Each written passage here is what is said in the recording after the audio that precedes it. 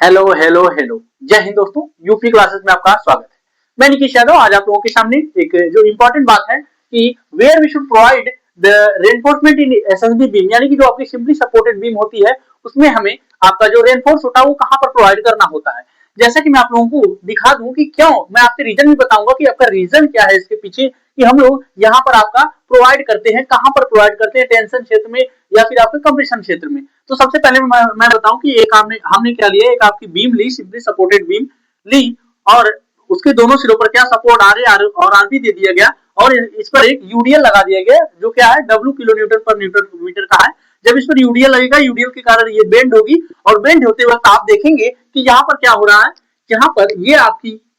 Compress हो रही है, ये बीम आपकी कंप्रेस हो रही है दोनों तरफ से, यानी कि यहाँ पर कंप्रेशन लग रहा है। और इधर नीचे वाले पार्ट में देखेंगे तो ये क्या होता जाएगा, ये आपका